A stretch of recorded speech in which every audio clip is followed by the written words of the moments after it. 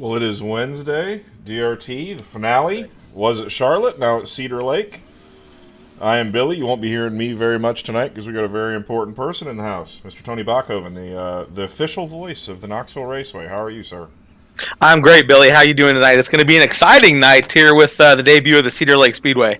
Yeah, it's going to be an interesting one. I think we got quite a few guys in attendance.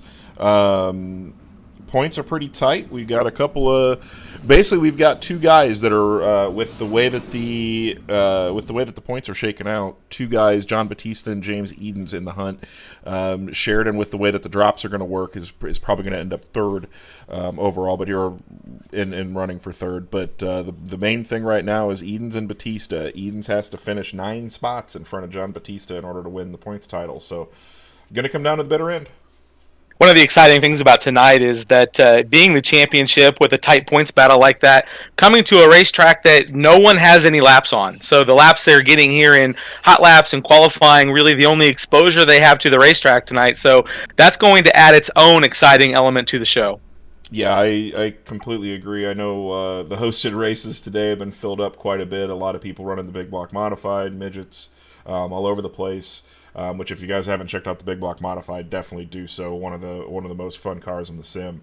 But a lot of sprint car lobbies were popping up around 4, 5, 6 o'clock, and it looks like the lobby is pretty full with some big hitters tonight too. Edens is here, as well as Mr. Batista. So a lot of the Swindell Speed Lab guys, a lot of the Elbows Up SimSport guys, Slick guys. It's pretty much a who's who. A lot of the Pro Series guys are going to be running here. The rumor has it that this is going to replace one of the tracks on the Pro Series schedule, so a lot of these guys wanting to get some laps in as we are ready to go hot lapping finally at Cedar Lake. It's exciting. You know, I hear the drivers talking in my ear on their channel, and everybody's pretty amped up about getting on the racetrack, and everybody's worried about how much time they're going to get on the racetrack because, as I mentioned, you know, they don't have any exposure to this racetrack, so it's not like if this race was held at Charlotte or if it was held at Knoxville or one of the tracks that they probably have a well-oiled setup for. So tonight, everybody's kind of in the same place. Points are up for grabs. It's a big night of racing. It's a debut of a very cool racetrack that many people have been to for events like the Jerry Richard Memorial, and so a lot of prestige happening here tonight. Yeah, and it looks like we're getting ready to go qualify here in just about 30 seconds or so. Bergeron, no surprise, he's your fastest man overall. Braden Eiler, Kendall Tucker, basically the top 4, all front-running Pro Series drivers. So no shock there at all. But we definitely, looks like we got around 51, 52 cars in attendance. So definitely 5 heat races tonight. So that's always a plus. Yeah, and the way the format will work here tonight is, as Billy mentioned, 5 heat races. Taking the top 4 out of those heat races, those 5 drivers will make their way into the dash, and then we'll fill out the dash with the remaining 5, the fastest 5 guys that didn't win their heat race. So we'll have a 10-car dash. So that will be exciting. Then we'll run our 10-lap dash if we have the cars to run a D. I'm not quite sure yet, DCB, and then. Kind of exciting. We're going to run a 4-wide salute tonight for the 40-lap A main event.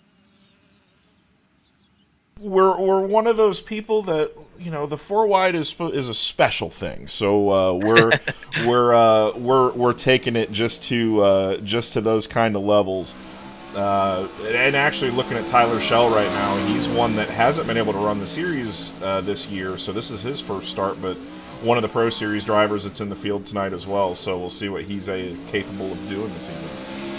You know, as you look down the list of guys from the Pro Series, of course, Batista and Bergeron, a couple guys that we expect to see up there. Rusty Kruger, another one of the Pro Series drivers, Kendall Tucker. Several of those guys that will be very fast and exciting to watch here tonight. And just looking down through that top 10, very competitive drivers in there. We saw Bergeron pick up a win here just a couple nights ago, so wouldn't be surprised to see him contending here, even though it's the first time on a track.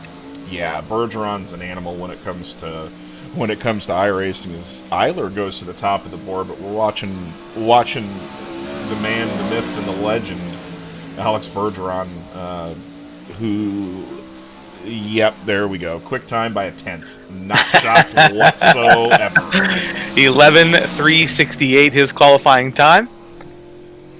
Lap number 2 is quicker, 11:3:10. So, as you said, no surprise. The guys we expect to see up there at the top, Kendall Tucker, Braden Eiler, Adam Elby, Richie Preston there, 11:5:47.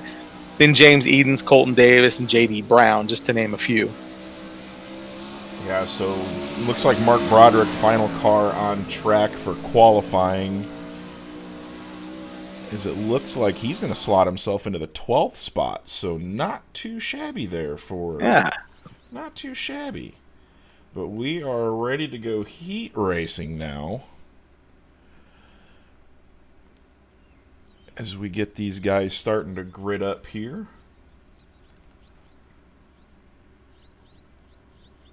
And after running this racetrack earlier today, glad they're starting them out on the front stretch and not in the pit area, because it is a little narrow coming out onto the racetrack. That it is indeed.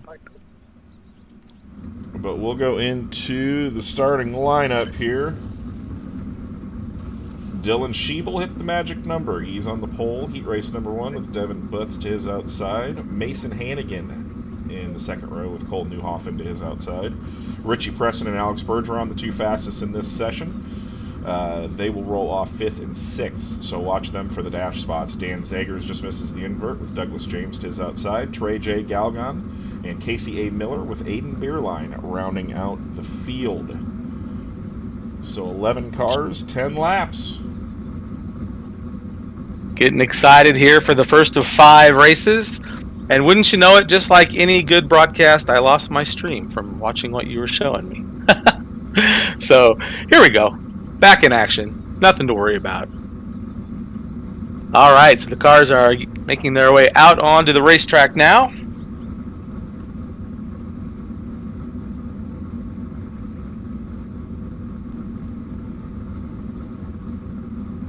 Billy, if we can turn down the driver audio just a little bit.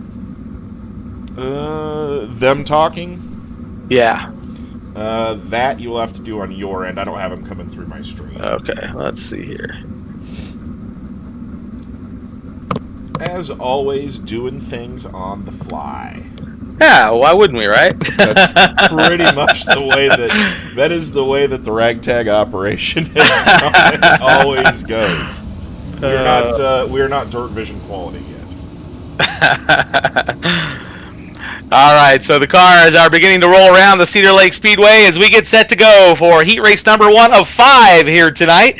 10 laps to distance in each of the 5 heat races. Again, the top 4 cars will move on. Each of the heat race winners will move on to tonight's dash here at the Cedar Lake Speedway. First night here on this racetrack. New Richmond, Wisconsin's Pride Racetrack, getting ready to go to the green flag for the first time here this evening.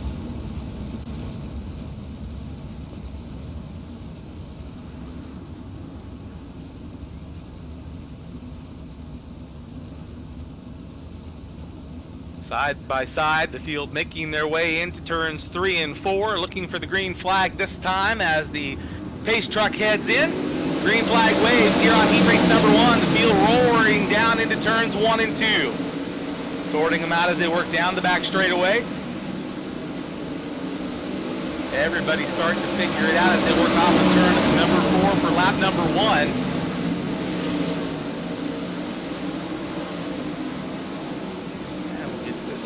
Out here, a little technical there. TV down. With the race for the lead side by side as they roll down into turns 1 and 2. Good battle for the top spot. 3 wide. Bergeron around the outside. He'll take the lead back to the top side. A 3-car battle for the lead here in heat race number 1. Alex Bergeron showing the way as they roll into the top side of 1 and 2. Boy, it's way up there, and as we talked about earlier, when you exit turn number 2, that concrete wall comes up quick, same as it does off of turn number 4, but they're getting right around the top side of the racetrack, just like you'd see on a regular event at the Cedar Lake Speedway. Bergeron still out front as the field roars down the back straightaway with 5 laps in the books.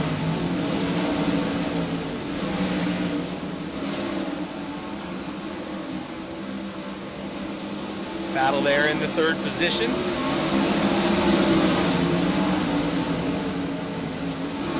Apologize, I keep losing stream there. The window keeps popping out. There we go. 7 laps of 10 here in the first heat race as they roar into turns 1 and 2. Bergeron still out front. Battle continues to heat up there in the 3rd position.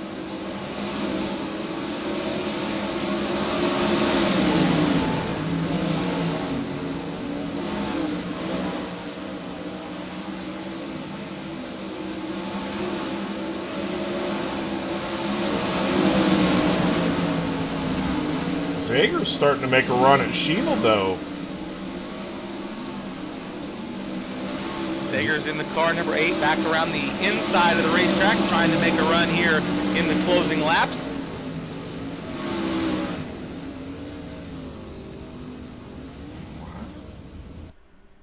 So heat race number 1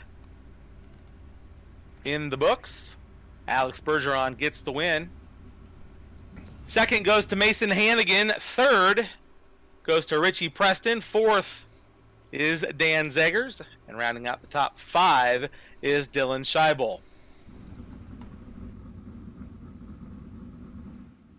Not a shocking heat race number 1 in the slightest. At all. Bergeron just... He's an animal, especially on the newer racetracks. And this one really kind of fits his style. But going into heat race number 2, Skylar Brown on the pole with Hayden Spike Harvey his outside.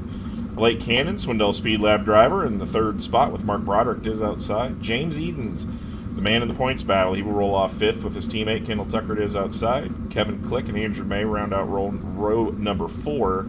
Jesse Dacus and Jeffrey Stewart in the 9th and 10th spots. So, looks like 10 cars making the call, 10 laps. A top 4 transfer once again. The big ones to watch there is Edens in the 3rd row to see what he can do to put himself into the dash to get himself a good starting spot for the main, at least a top 10 starting spot.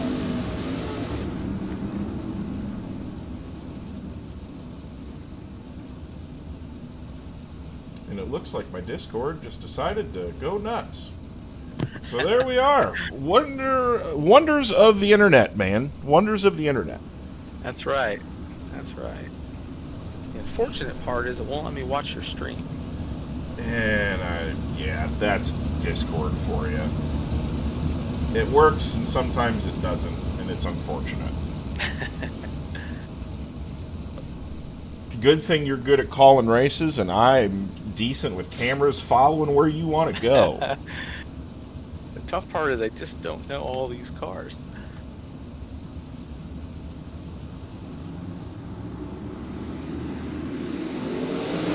Green flag out on heat race number 1. Skylar Brown in his first appearance at the DRT this year after a break, but Blake Cannon moving up into the top spot real quick. 3,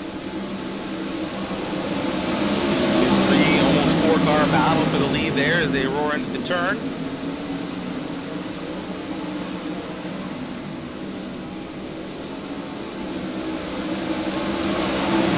Blake Cannon, the race leader, he's got a lot of company there in that second spot.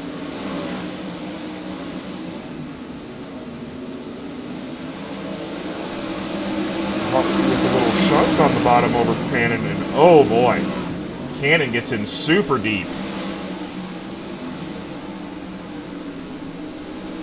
Harvey up on the top of the racetrack there as they work around for lap number 5 this time by.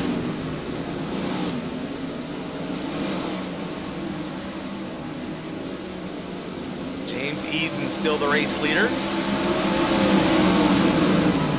James Eden from Pocahontas, Illinois. We've seen him compete at the Chili Bowl before, and as we mentioned earlier, big points implications for him here tonight.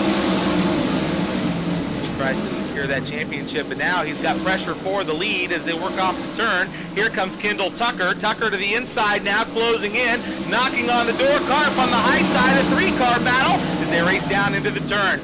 Good racing for the top spot. Eden still shows the way. Kendall Tucker, now he's being challenged by Blake Cannon. Cannon rockets off the top of the racetrack now, ducks to the inside, side by side with James Eden as they work into turn number 2.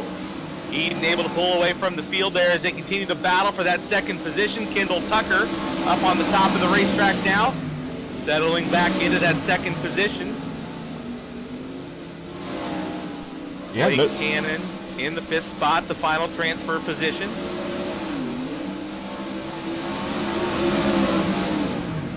What? Kevin Click now up into the 3rd spot. Yeah, and Kevin Click takes away the 3rd spot with Hayden Spike Harvey getting 4th. Blake Cannon, I think, I just saw a little bit of it, but he got into the fence there, coming to the checkered. So that'll be it for heat race number 2. So James Eden clocks himself into the dash with Tucker, Click, and Hayden Spike Harvey, relegating everybody else to the lesser mains. So heat race number 3, getting ready to go out onto the racetrack.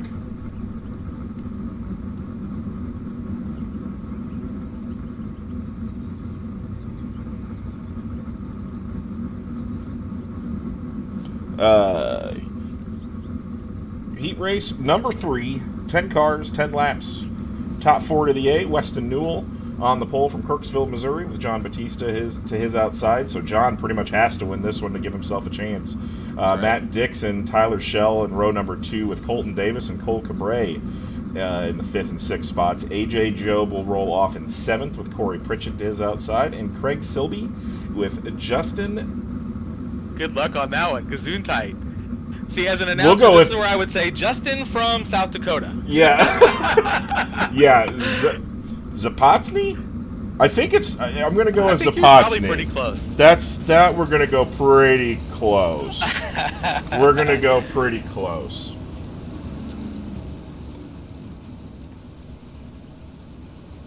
That will go pretty close.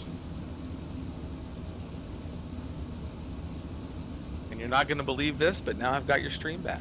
Good deal. So we'll see if this works. Hopefully it does. Hopefully it does.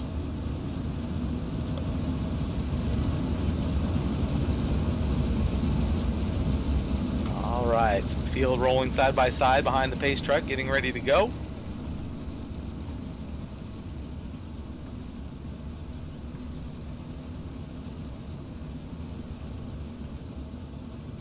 Weston Newell in the 222s, 222 on the pole.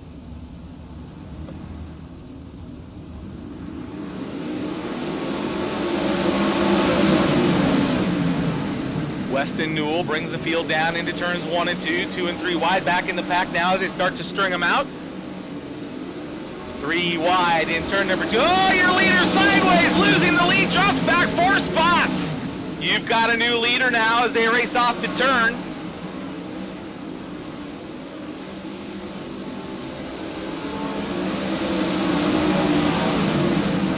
caution flag waving.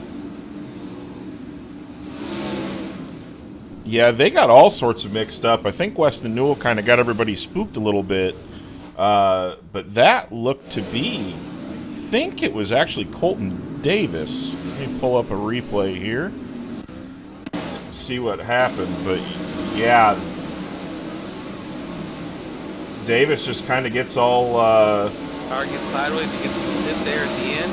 Yeah, got a little whopper jawed and had a little bit of a crack up there. Pace car picking up the field. 3 laps down. But Batista doing exactly what he needs to do. He's got to pretty much win this heat race and get a good draw for the dash. That's going to be important, especially with LB locking himself in, or Eden's locking himself in. Eden's locked, yep. So John Batista lining up in the number 1 spot in the car number 54. Matt Dixon running right behind him in that number 2 position in the car number 96.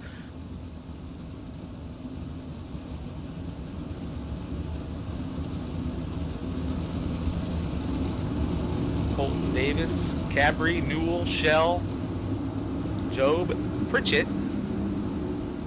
then Justin, and Craig Silby.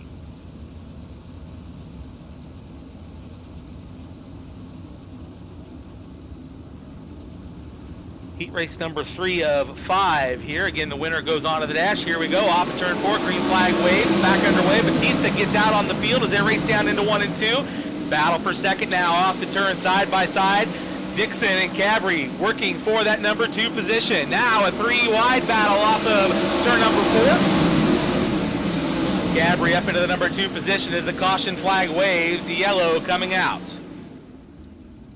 Yeah, that one we saw on the front straightaway.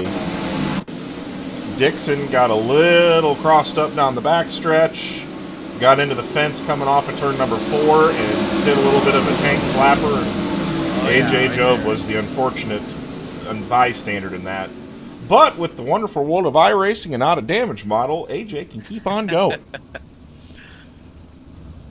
So he'll restart back in the 9th position after he worked his way up through the field, going through the middle.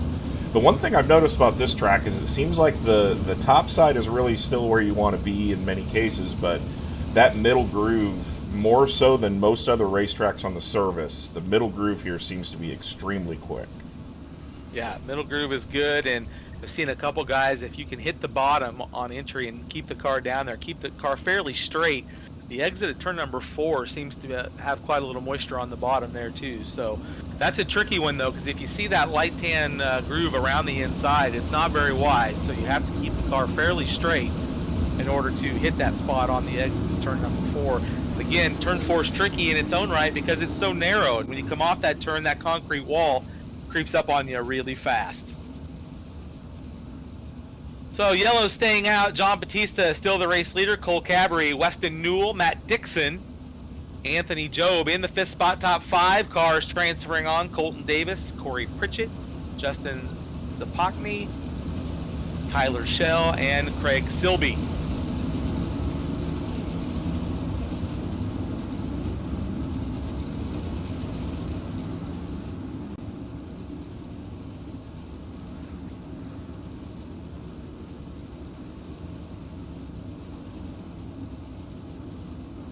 All right, the field lining up single file as the pace truck pulls away from the field off the bottom of turn number 4. Green flag. There's all trouble on the start for Cabri. He gets a little botched up there, loses a spot. Here comes the 222 of Weston Newell up now up into the number 2 position. All the while, Batista able to pull away from the field as they work off the turn down the front straightaway. Back into turn 1. Your leader up on the high side of the racetrack now. The battle for second heating up down the back chute now. Side by side for the number 2 spot. Weston Newell, you've got company. Here comes Tyler Shell. Shell in the 3rd spot now to the outside. He'll take that spot away. Again, side by side. Newell not done with that number 2 position, settles back into the 3rd spot as Cabri rides 4th, and Colton Davis in the 5th and final transfer spot. Davis trying to reel in the top 4 cars as they go side by side for the 3rd spot in turn number 2. Down the back chute now, still a good battle for 3rd. Cabri not able to get back by Weston Newell. Newell on that bottom side. You see him right there, keeping the car very straight on the exit to hit that moisture on the inside line. Up on the top of the racetrack, though, Cabri puts the whip to her down the back chute to take that third spot away, but back up front, your races for the lead into turn number 1. Batista has it. Shell was right there looking at it, and he comes up just a little bit short here in heat race number 3. John Batista gets the win here in heat race number 3. Shell, Cabri, Newell, and Job, your top 5. They'll move on. Then Dixon, Davis, Zapotny, Pritchett, and Silby rounds out the field here in heat race number 3. Heat race number 4, just about set to take to the grid as you see them popping in on the front straightaway. Garrett Holsey and Rylan Gray lining up side by side in row number 1. Hayden Cardwell and Tyson Landis in row number 2. Starting in the 5th spot is J.D. Brown alongside of Braden Nyler, then Jeremy Zarfos and Dustin Hall lining up in row 4. Michael Sheridan and Arthur Kilburn round out the field in the 10th and final spot. Again, top 4 move on, 10 laps the distance here in heat race number 4.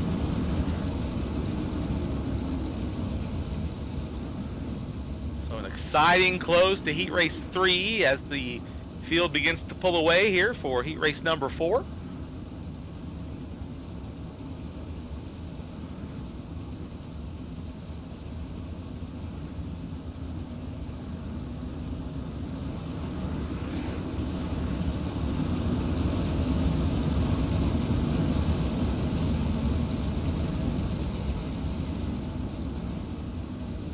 Just about ready to go here.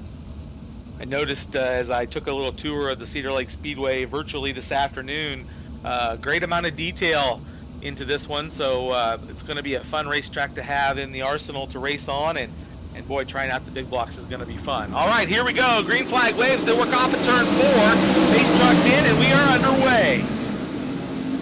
4 wide in turn number 2, down the back chute. Only 5 go on out of this one to the A main event, and who's it gonna be? As they work off at turn number 4 for lap number 1. Garrett Holsey showing the way here in heat race number 4. Still side by side for position as they work through 3 and 4. Racing for the lead off the top of turn number 4. Cardwell taking a look. Cardwell now takes the lead. Rylan Gray, Garrett Holsey back to 3rd. Braden Eiler, Landis, and Hall. Oh, car up into the wall in the middle of the turn as he keeps going. Didn't get her over, but he had her up on 2 wheels, way up on the bike.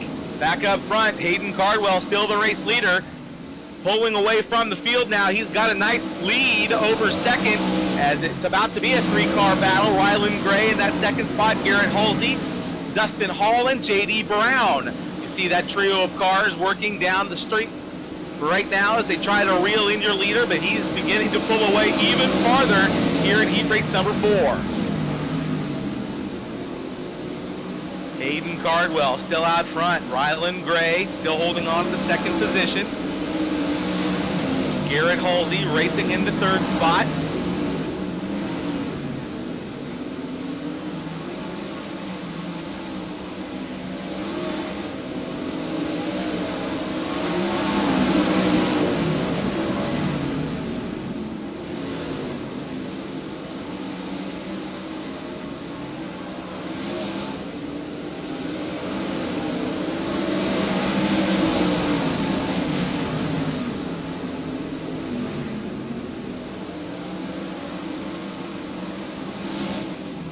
Battles for positions on the racetrack now as your leader continues to show the way. And lost the graphic again, so I apologize, race fans. And the screen has gone away. Get another one here, we go.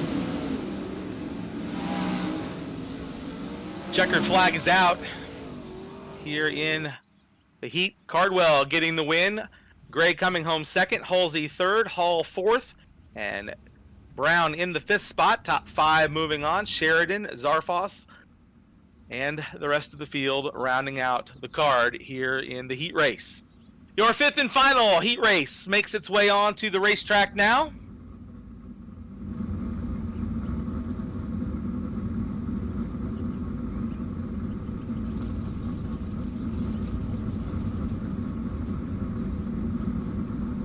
Dustin Griffiths out of Bloomington, Indiana. We talked about him earlier, hitting the invert right. Justin Stoltz is outside. Rusty Kruger, part of the Swindell Speed Lab contingent tonight. with Travis Oldfield to his outside in row number 2.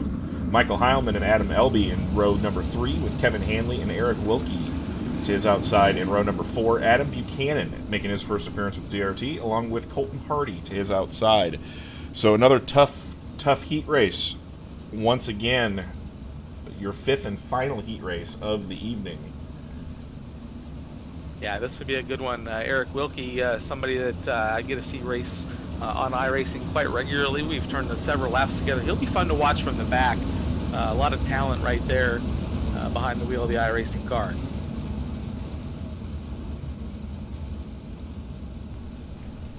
So we'll see how things roll here in heat race number 5, your 5th and final heat race. In the top 4, moving on. Hayden Cardwell bringing the field around. Pace trucks in, green flags out. Here we go.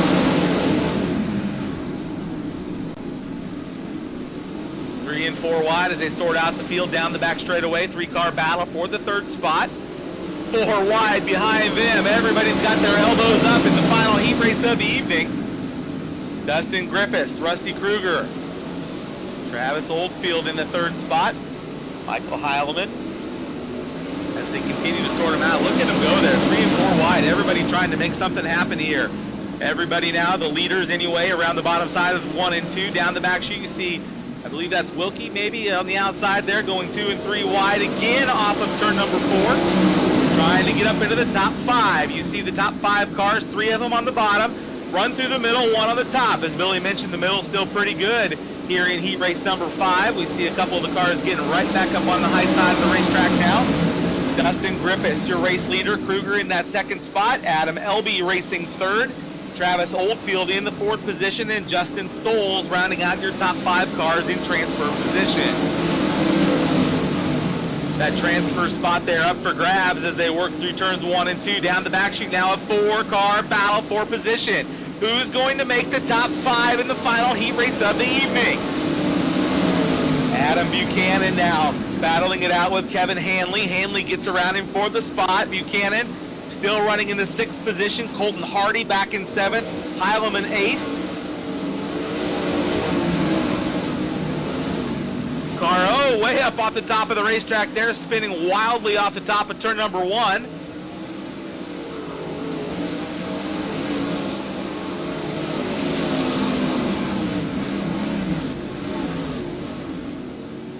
And the caution flag waves. Yeah, we noticed late in the afternoon, after we made the announcement of switching over to Cedar Lake, that there's a little bit of a wall kick out on the front straightaway that is not too friendly to the rear end or Jacob's ladder to one of these cars. It's that's a fact. It'll reach out and bite you. So it's one of those things that just kind of one of the quirks of this place right now. But Adam Elby, we didn't really talk about it before the green here, but Adam actually received an end of the line penalty from a race a few weeks ago, but he's got other commitments and hasn't been able to race with us again. And as the rule states, you go to the tail for your next available race. So that was this one, but he's worked himself up into the 2nd spot. Dustin definitely didn't want to see that with the white flag getting ready to come out, because now LB's going to be all over him trying to get that dash spot away. Yeah, LB, a California micro driver, has been a little shy on luck, but has been fast, and so we'll hope maybe he can get his luck kicked off here tonight in the heat race. Dustin Griffiths will be the race leader on the restart. LB 2nd, Kruger in the 3rd spot, Colton Hardy up to 4th, Adam Buchanan in that 5th and final transfer spot, Travis Oldfield, Michael Heilman, Eric Wilkie, and Justin Stoles 9th, Kevin Hanley rounding out the field. Green flag waves back underway. Dustin Griffiths jumping out on the field as they race down into the turn, side by side for 2nd. Here comes a race for the lead. Oh, into the wall. Tough break as they work down the back chute. Had a big head of steam looking for the top spot as they work off of turn 4. Still nose to tail for the lead. LB in that number 2 position. Looking for more to the outside now. Your race for the lead. Down the back straightaway. Griffiths on the bottom slides up to the top of the racetrack now. LB turns the car to the inside, looking low in turn 1. Slides to the inside of 1 and 2, holds the car on the bottom to take the lead as they work down the back chute. Good race for heat race number 5. Griffiths, LB, Hardy, and Buchanan, your top 4. So we will have a D main this evening. Ooh, a lot of alphabet soup. Oh boy. A whole lot of soup. A lot of guys that had some rough luck early on in the program. But the D main car is getting ready to roll. And looks like we have our lineup here. Arthur Kilburn will start from the pole. The Vermont driver with Michael Heilman outside of row number 1. Cole Newhoffen lines up in the 3rd spot. And Mark Broderick lines up 4th. Row number 3 on the inside, Craig Silby and Braden Naylor to his outside. Your 7th starter, Kevin Hanley, into the outside of row number 4, Aiden Byerlein in the car number 8 as they grid here for tonight's D-Main event. Yeah, so this track is working in rather nice. Dustin won that race in the bottom of 1 and 2, and the top in 3 and 4. LB tried making it work around the top the whole way, but like you were talking about earlier, the walls coming off the corner almost seem like they kick in. It's very, very tricky to get off of turn 2 and off of turn 4 here on the top. A lot of character in this place. I like it quite a bit. The corners are pretty wide on entry, but as you say, when you come off the turn, it's interesting. I wrecked like 5 cars this afternoon when I was out turning some laps. I wish I'd only wrecked 5. I wrecked a lot more than that in a few that I did. Just glad the nice thing about iRacing is it doesn't cost you anything when you wreck. And it doesn't hurt. That's right. That's exactly right. It doesn't hurt.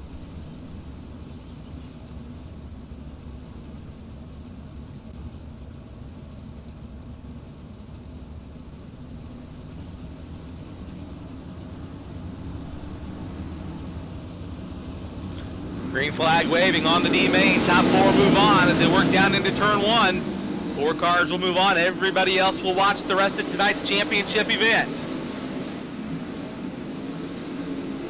3 wide for the 3rd spot as they come around for lap number 1. Arthur Kilburn, Michael Heilman, and Cole Newhoffen now up into the 2nd spot now, trying his march toward the front. Newhoffen taking a look to the inside in the car, number 45 down to the inside of 3 wide, battle off of that narrow turn 4. Everybody trying to get into the top 4, and you've got 5 cars battling for the top 4 spots. Down the back chute side by side for the lead. Still battling it out for that top spot as they race off with turn number 4, nose to tail. Cole Newhoffen, now the race leader, Eiler running in that 2nd spot. Arthur Kilburn racing 3rd, Kevin Hanley running in that 4th and final transfer position, but he's not alone as Heileman's right there.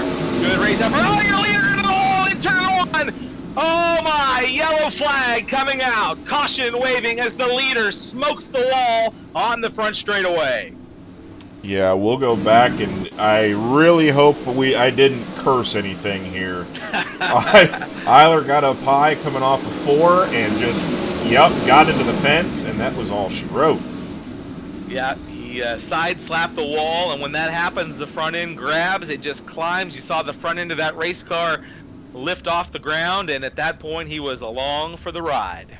Yeah, it's definitely tricky place. Eiler known as a guy that really likes the top side of racetracks, and I know he doesn't have a ton of laps around here like everybody else does, and this is one that the few laps that I saw him run earlier, he really enjoyed it, but the outside fence just a little bite that time.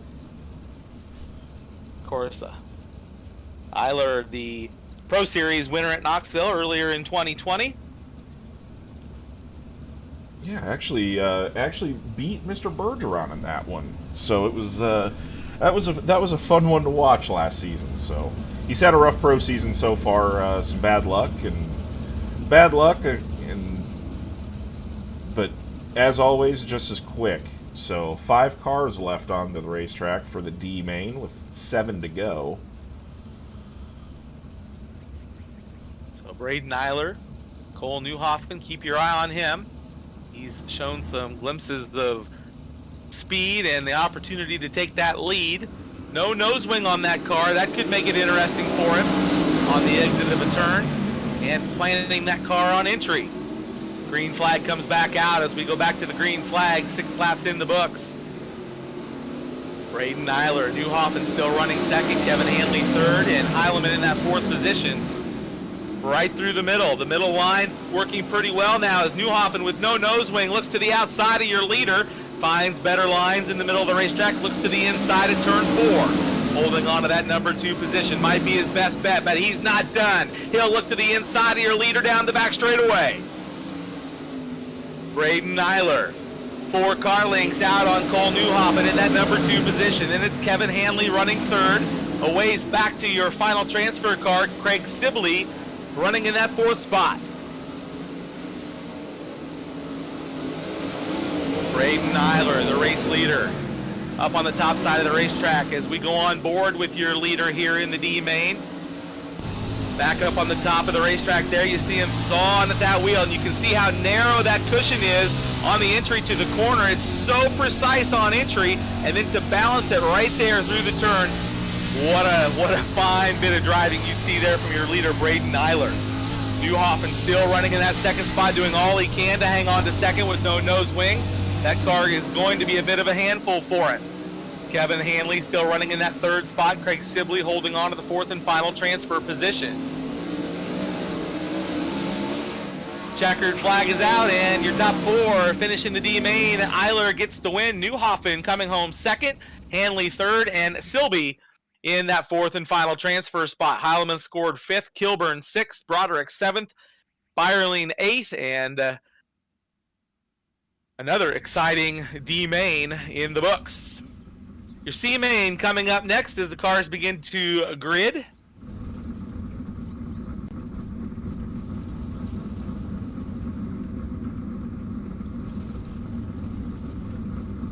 Get your lineup here as they make their way out. Justin Stoll starts on the pole. Trey Galgan out of 1. Starting 3rd is Skylar Brown and Justin Zapotny. Boy, there's some dandies in this one. Justin Zapotny starting 4th. Tyson Landis in the 5th position on the inside of the 3rd row, and Travis Oldfield to his outside starting 6th. Starting in the 7th spot is Douglas James, and Andrew May to his outside, Corey Pritchett and Braden Eiler, your transfer cars making their way into the C main event. Cole Newhoffen and Kevin Hanley.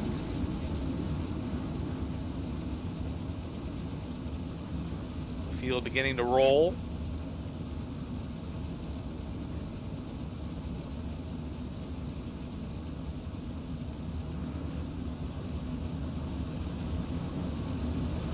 For your C main, top 4 again transferring on. 12 laps is the distance. 1 to go here as we get ready to turn them loose on tonight's C main event.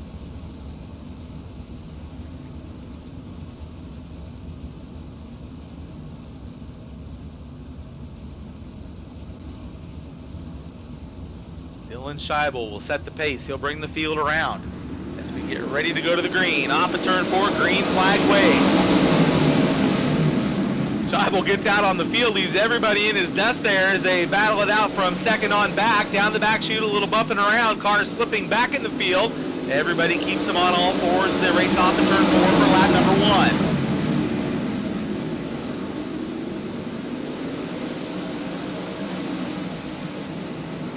Justin Stoll's a race leader. Skylar Brown running 2nd. Travis Oldfield in the 3rd spot. Justin Zapotny running in that 4th position. In the top 4 cars moving on. Landis on the outside looking in. He runs in that 5th position in car number 39. Braden Eiler, one of your transfer cars. Keep your eye on him up into the 6th spot. He needs to gain 2 more to keep the show alive here tonight.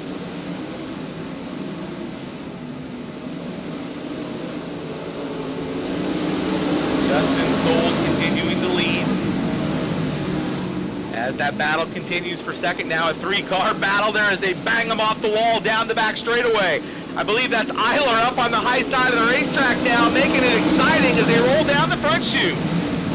Eiler indeed up in the number 2 position. He started 10th at transfer car, making his march toward the front. It's early in this one, halfway home. Will he have enough time? He's closing in on your leader, reeling him in. Justin Stoll, the race leader, now nose to tail for the lead. Down the back chute, here comes Eiler to the inside. He's got it in turn 4. 4. Eiler puts the slider on him right up across the nose. He'll take the lead down the front chute. From the tail to the lead, down the back chute now. Justin Stoll still running second. Skylar Brown racing third. Travis Oldfield in the fourth and final transfer spot. Oldfield in the car number 38, running in that fourth and final transfer position, down the back straightaway. Justin Zapotny, one spot out of a transfer, riding in that fifth position. Cole Newhoffen moving up a spot. He finds himself fifth now. Another one of those transfer cars as they continue to battle it out in the closing stages of this one. 10 in the books of 12 here in the C-Main event. Braden Eiler still out front as the race leader. Justin Stoll holding on to second as Eiler begins to yard the field as they work off at turn 4, all alone out front. Final lap for your leader, Eiler, down the back straightaway for the final time. His night will continue.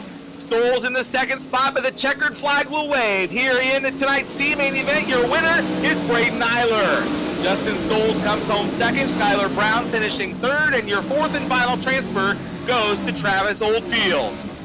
Cole Newhoffen comes home one spot short, a good run for him. He finds himself fifth. Pritchett comes home sixth. Zapotny seventh. Landis is the eighth spot. Silby ninth. Galgan 10th. Hanley and May round out the 12 cars here in this one. Top 4 move on. Oldfield, Brown, Stoll, and your winner, Eiler. He's moving on. He's not done with tonight's events. Exciting, Billy, watching him come from the back of the pack. Eiler did this back in earlier this year. There was a Wicked Cushion race that was done live in person, and he ran the alphabet and got into the top 10 in the main event. So Eiler doesn't like doing it this way, obviously, but a lot of track time he's gaining, so he's going to start pretty deep in this one. So your B-Main lines up like this. Dylan Scheibel on the pole. Jesse Dacus outside of the front row. Anthony Job in the third spot. Starting outside of row number 2, J.D. Brown. On the inside of row number 3, you'll find Rusty Kruger. And to his outside is Devin Butts. And running in the 7th starting spot is Jeffrey Stewart. And outside of him, starting 8th, is Matt Dixon. The next row on the inside is Michael Sheridan. And alongside of him is Eric Wilkie, followed by Casey Miller and Blake Cannon in the 12th spot here in tonight's B-Main event. Again, 12 laps is the distance. Top 4 cars moving on.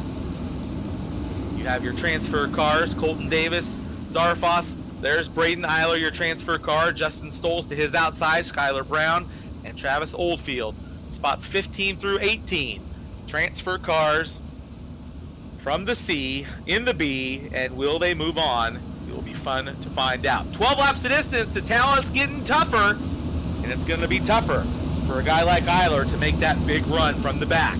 All right, just about time to find out who's going to move on. Only 4 go to the big dance here tonight where we crown a champion this evening. The DRT 410 Sprint Car Tour going to the green here in tonight's B-Main event.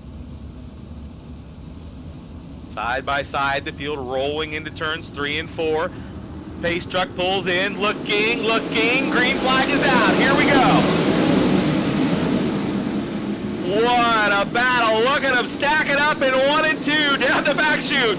Everybody keeps them on all 4 wheels as they bring it around for lap number 1. Oh, trouble in turn 4, but we stay going as the caution now coming out. Yellow, yellow, yellow. Yeah, and that all started from the front row. The outside pole sitter didn't look like he got too good of gription and buzzed the tires a little bit and stacked the field up. But boy, how they all made it through turn 2 and down the back chute, though. They were 4 wide, almost 5 wide in some spots. I was waiting for the yellow. I was waiting for the yellow to come flying out, going into 1, then off of 2, then down the back stretch, and it finally happened. They all should have crashed 3 times on the first lap. All right, Dylan Scheibel will again resume the point here in tonight's B-Main event. Jesse Dacus, Job and Brown lining up 3rd and 4th, and Rusty Kruger and Devin Butts. Matt Dixon, Michael Sheridan, Eric Wilkie lines up 9th, Casey Miller 10th, Blake Cannon, Colton Davis, Zarfos and Eiler, Stoll, Skylar Brown, Travis Oldfield, and That will round out the 17 cars here in the B main event. All right, nose to tail this time around, getting ready to go. Dylan Scheibel setting the pace as they work off at turn 4. A slow pace, he brings him to the bottom. Dacus gets up over the inside tire, losing a little ground on the start now, and he could lose second in turn number 2. Here comes Anthony Job to the outside now as they work side by side for the number 2 position. Coming around for lap number 2. Dylan Scheibel continues to show the way now as Anthony Job moves up to second, Jesse Dacus third, J.D. Brown in the 4th spot now. Again, top 4 cars move on, and a lot of cars battling it out for the 4th spot, but the caution flag waves. Yeah. Caution flag coming back out, so Dylan Scheibel will have the field on his back bumper once again. Yeah, didn't catch what that one was for. I think Stoltz is off track currently, so that might be him. Let me see if we can find a replay here to see what happened.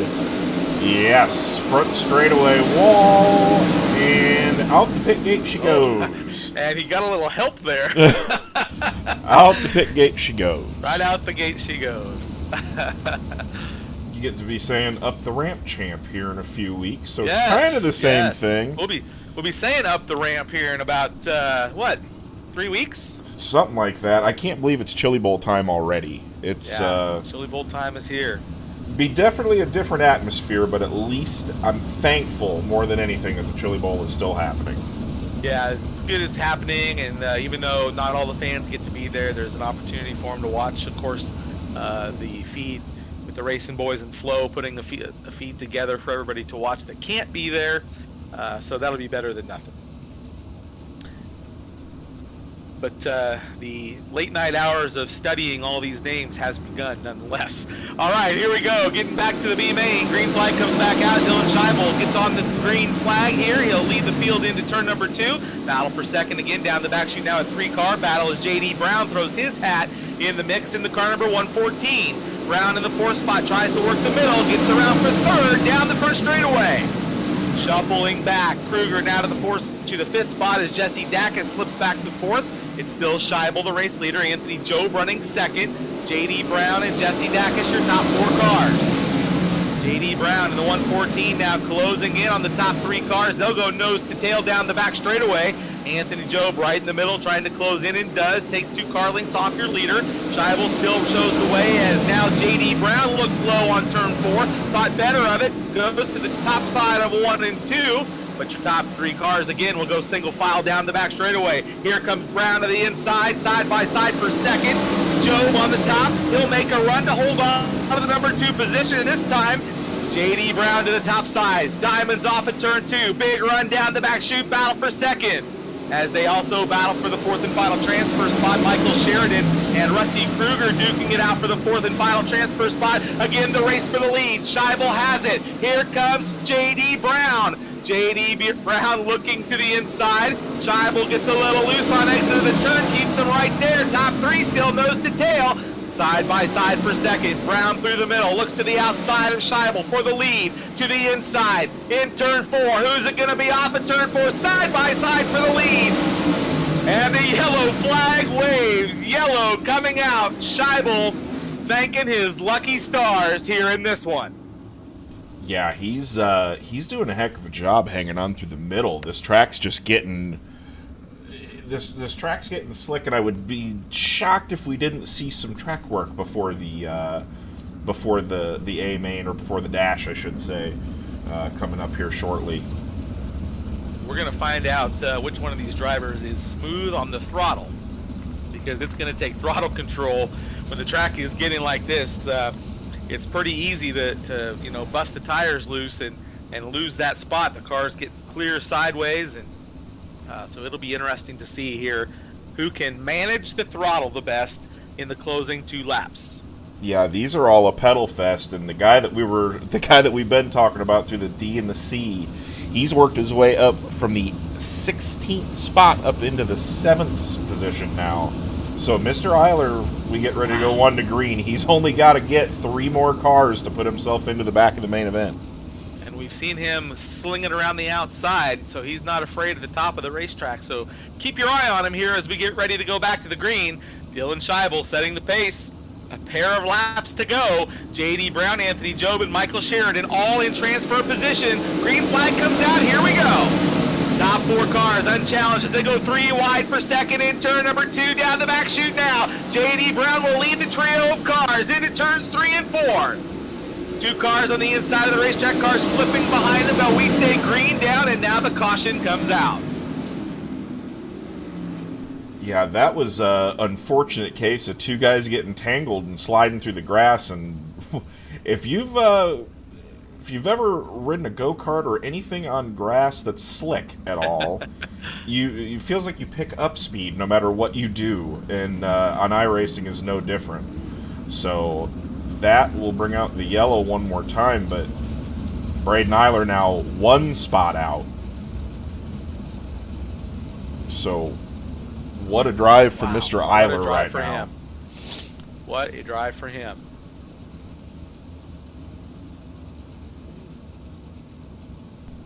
Needs to get up into the top 6, as you mentioned, in the 7th spot. So again, Dylan Scheibel, J.D. Brown, Anthony Job, Michael Sheridan, Jesse Dacus, Rusty Kruger, all in transfer positions. And then Braden Eiler. If there is a hard charger tonight, he will certainly be contending for that award. I feel like he's definitely earned it. He's only 1 spot out, trying to get around his buddy Mike Sheridan to try to make it happen. All right, here we go. Green flag coming out. We're going to put the ribbons on this one as they race down into turns 1 and 2. Scheibel still leading as we keep our eye on Eiler down. Oh, trouble! Your leader gets tapped in sideways, and the caution comes out. Oh my. Oh my. J.D. Brown and your leader Dylan Scheibel getting together. Scheibel did a nice job of not completely losing the handle on the car. Got clear sideways, got tapped by another.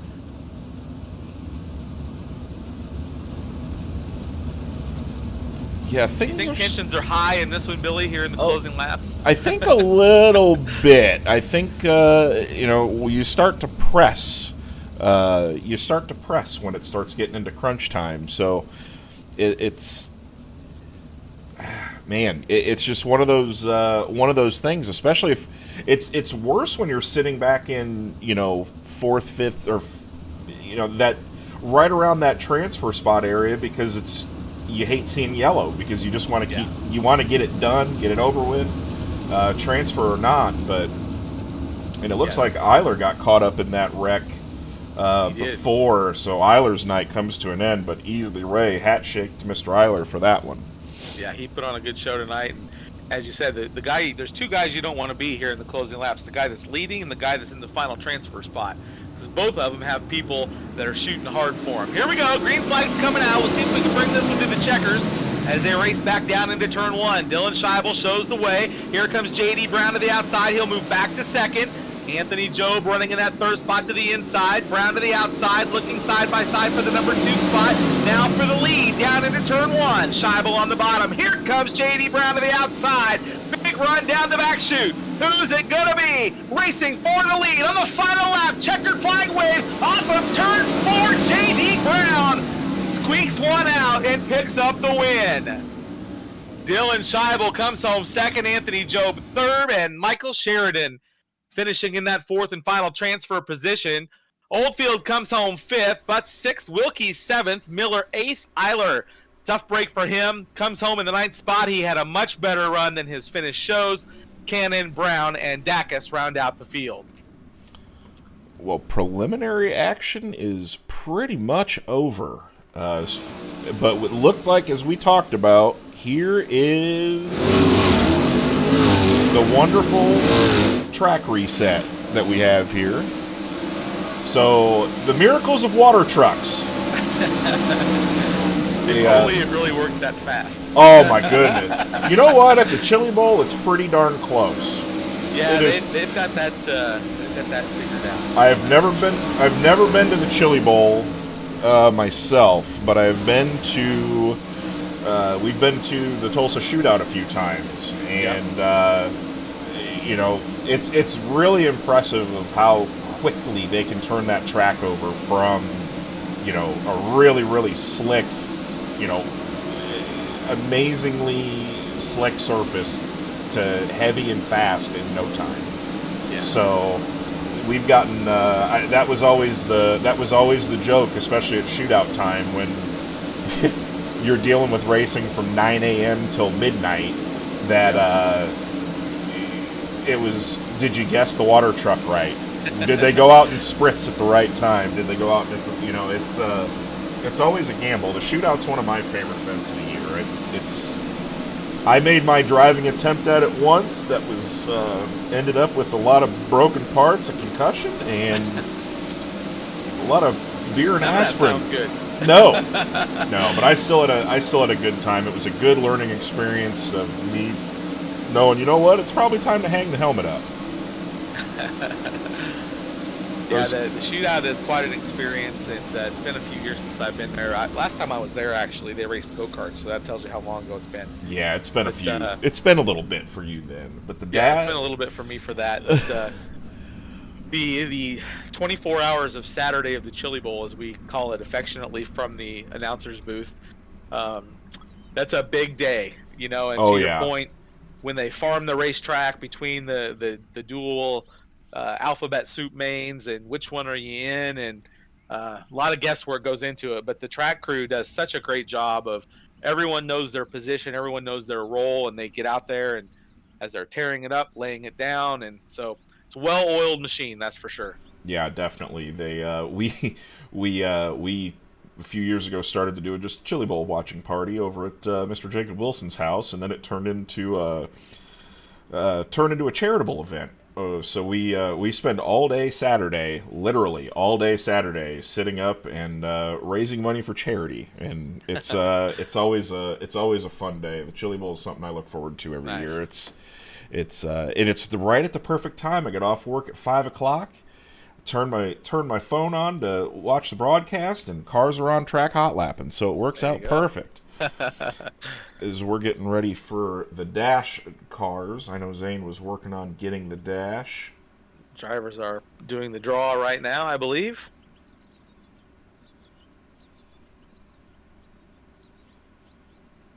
Yeah, they are getting the dash drawing done. So once we have a lineup here, we'll get that out to you. But Edens and Bergeron really shuffled up the dash draw too, because of the fact that they were the fastest qualifiers in their session, or in overall, really, and they were able to transfer in. So that's going to bring a couple other guys into the fold that necessarily wouldn't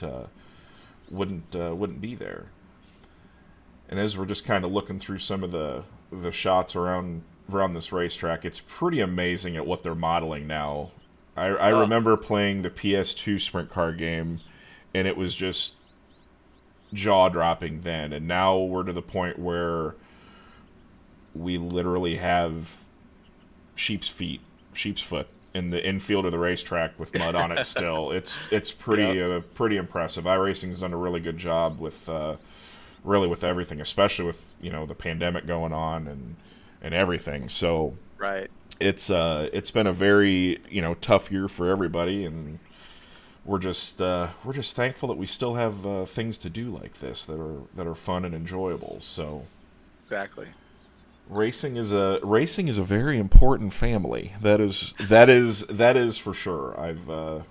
I've been fortunate enough to be around in it for 30 some odd years now in my getting to be old age, and met a lot of cool people, and pretty much every friend I've got's all in the racing world. So yeah, that's been the fun thing to watch happen with iRacing, and I've heard drivers say that, you know, they weren't really friends with a lot of their competitors until they iRaced with them, and so it has done a nice job of building some friendships for people, and that, in my mind, transfers over to better racing when we do race for real, you know, because you race your buddy a little bit different than you race a guy you don't know.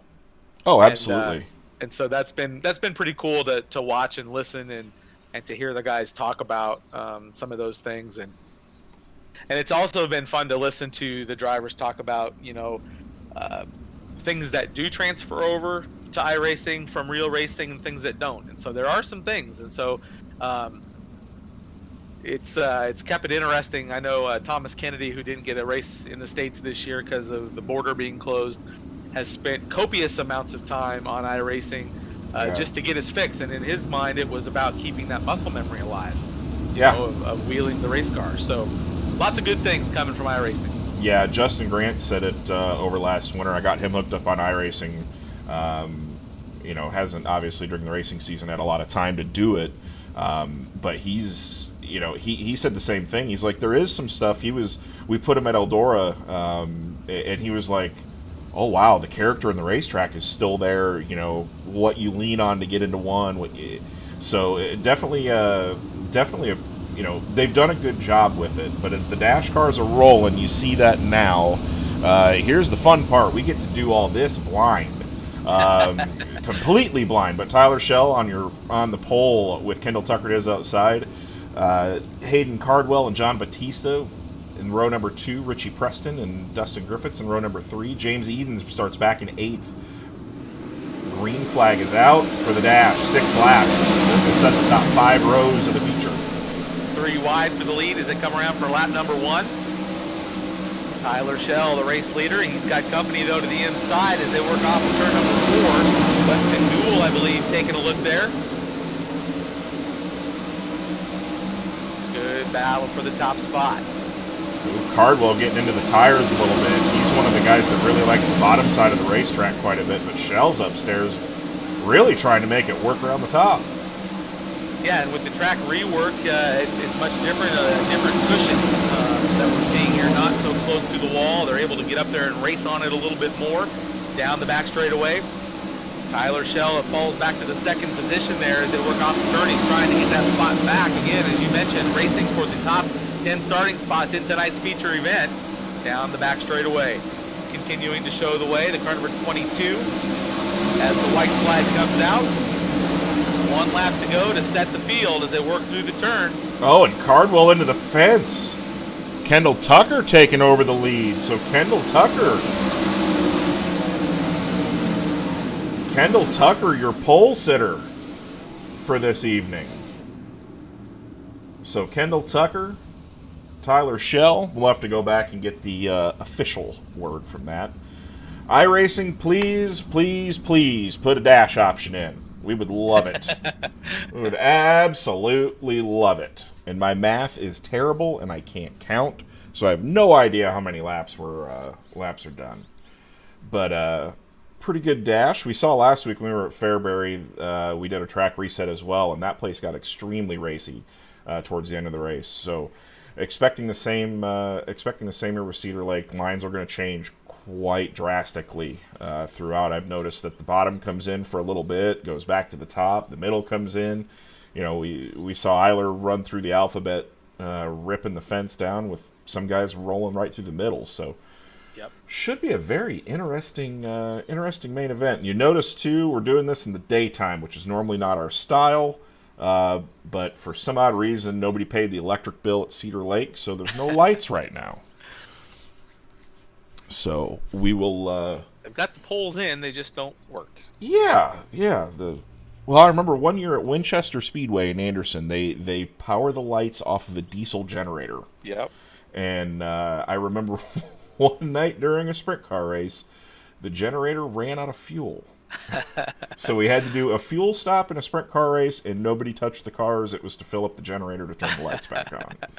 That's great. That's happened at the Devil's Bowl before too. In years past, a long time ago, they used to power the lights off a generator there as well. And race fans would joke that it was, mysterious that the lights would all of a sudden go out, and they would always joke that Lanny needed to sell more hot dogs and beer. So he'd kill the generator to delay the show just a little bit, although we know that wasn't why it happened. But they had the same issue there. Yeah, it's I've seen some sketchy stuff at racetracks. Promoters wouldn't do that. What do you mean? No, I remember we raced at a go-kart track, and this was probably 20 years ago, more than 20 years ago, that the lights went out, so they parked cars up near the racetrack with their headlights on, oh boy, so we could finish the night. So nothing like sitting a half inch off the ground and staring at the bumper of a Buick. But young and dumb, those were the days. Yeah. Those were the days. But getting ready to, Zane, getting the lineup complete. You get a nice overhead look at the Cedar Lake Speedway. I was there to call the Jerry Richard Memorial again this year, and very exciting place. Great race fans there. Very passionate about racing, and see the campers up there, much like during the Richard Memorial race. Although it was much colder then, and there were lots of campfires going on during the races. Yeah, and I think that's one of the things that a lot of new people, don't necessarily understand. Especially with you going to being at the Knoxville Nationals and the Knoxville Raceway every week. The racing on track is stellar. The Nationals the last umpteen years have been incredible. And but it's almost more just about what happens at Dingus or the campground afterwards. It's turns 3 and 4 after the races, man. After Dingus closes. I made my first trip to Knoxville a couple of years ago. Me and a buddy decided to go out for the IndyCar race one year because we're idiots. And I said, I'll only go if we can go to Knoxville. And and it was just a weekly show, but we went to the museum and did all the touristy things in Knoxville. Yep. Museum, Rib Shack, Campton turns 3 and 4. And you hit them all. Oh man, we went to Dingus, and then we even showered in the underneath the grandstands the next day. Go. So we hit the mother load at Knoxville and had an absolute blast. Hey, you can't beat the IndyCar show at the Iowa Speedway. Is nothing to shake your head at either. That was an incredible race. A good racetrack. Yeah, it's sad to see what's been going on, but hopefully. I was really, for some odd reason, just hoping that the Silver Crown Series would go back there. I know a few friends of mine that have ran there in the past. That Caleb Armstrong ran some years with the All-Star Sprints and ran around Indiana and Ohio with the Wing Sprint cars. That before he got into that, he used to run pavement midgets, and he said his absolute favorite thing in the world to do was to run a pavement midget around Iowa. To me, that seems petrifying, and I don't want anything to do with it. He's certifiably insane, so therefore he loved it. It was, that place was always cool. Track with I want to say the speed record for overall for a non-wing sprint car is still at Iowa Speedway. Yep, so that's accurate. Yeah, Shane Meal, I believe, is the all-time record holder for. We're not going to count Bristol. But we're not going to count Bristol. But it looks like we're getting ready to go into the main event. Yeah. Lineup is being called down to the drivers now, so we'll be gridding the field here in just a second.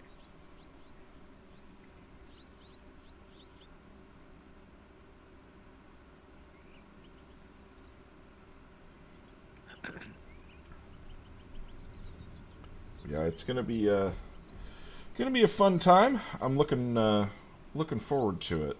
It's pretty insane that it's already been 12 weeks that we've done the DRT. We started this just kind of on a hope that we could make something work with some past successes in other races, and it's been a really big hit. I think everybody's that's been racing it's been enjoying the series quite a bit. So we'll be back again for we'll be back again. We got a couple of announcements to make after this season's over as far as a 360 sprint car program as well. So nice. Trying to build a little feeder program in to get these guys worked into the 410 series. So it's working with the School of Sim Racing that and they do a extremely good job of getting new people in. So if you guys are new to iRacing or thinking about it, look up School of Sim Racing on Facebook. They've got a fantastic program, helping new drivers out and getting people acquainted with the sim and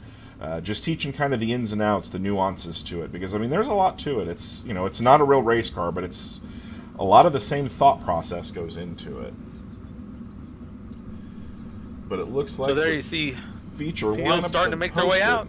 Yeah, feature lineup has been posted. 40 laps the distance tonight. We'll give you your line up here in just a moment.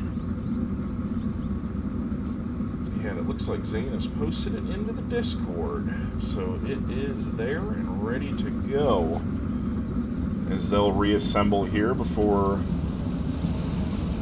Again, got to do it the tricky way with getting around some iRacing things, so... But Kendall Tucker looks to be your pole sitter with Tyler Schell, Hayden Cardwell, and Richie Preston. James Edens and Dustin Griffiths, row number 3. Adam Elby and John Batista. John Batista currently leading the points, or Edens leading the points, but John Batista needs to beat him by 8 cars tonight and win or run 9 spots ahead. So, going to be a tough deal tonight for him. But Bergeron in row number 5 with Cole Cabray and Tiz outside.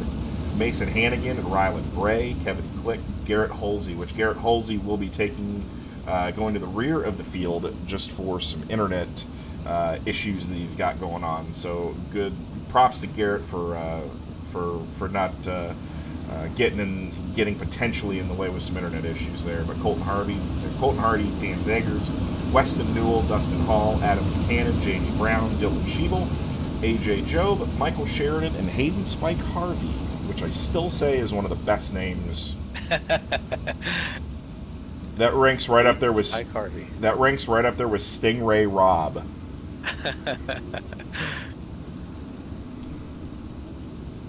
All right, so field getting in running position here, and then we'll be getting them into a 4-wide salute here in just a moment.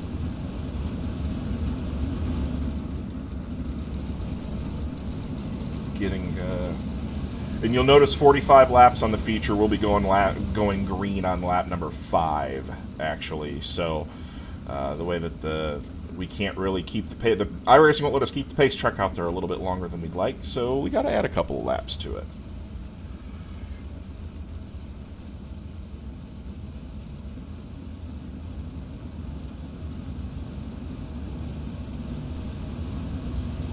But a good field of cars. This is a lot of pro drivers in the field, and a lot of guys that very well could be in the Pro Series if they attempted or tried, which, truthfully, if you've never attempted for a Pro Series on the iRacing service,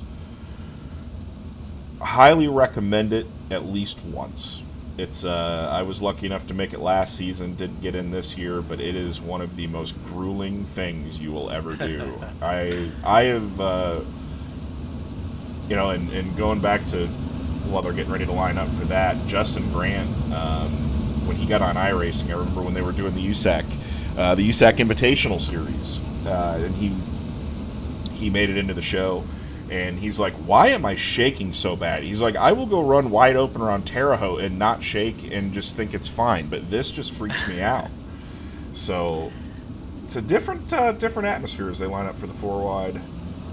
All right, here we go. The field lining up 4-wide for the salute as they come down the front straightaway. I believe next time around we will send them off.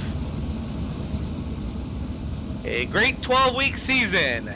As we get ready to crown a champion here tonight, we've talked in length about Batista and Edens and where they need to finish and who can win the race. We've seen great heat races and a great consolation mains as they work their way off at turn number 4.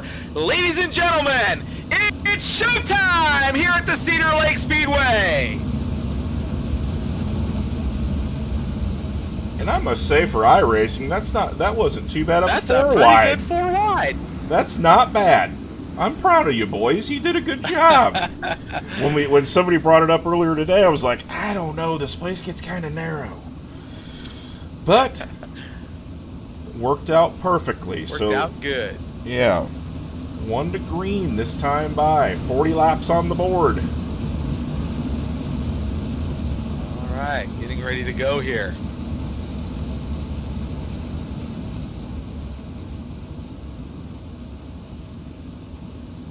So coming to the green this time around.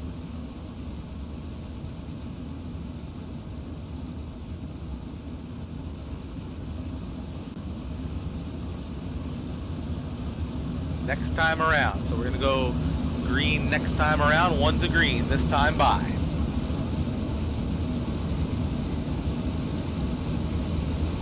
field. Kendall Tucker. I believe that's Kendall Tucker on the point.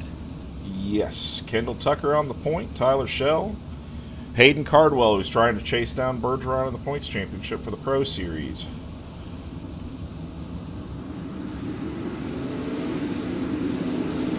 So I'm going to wave off that start one more time around.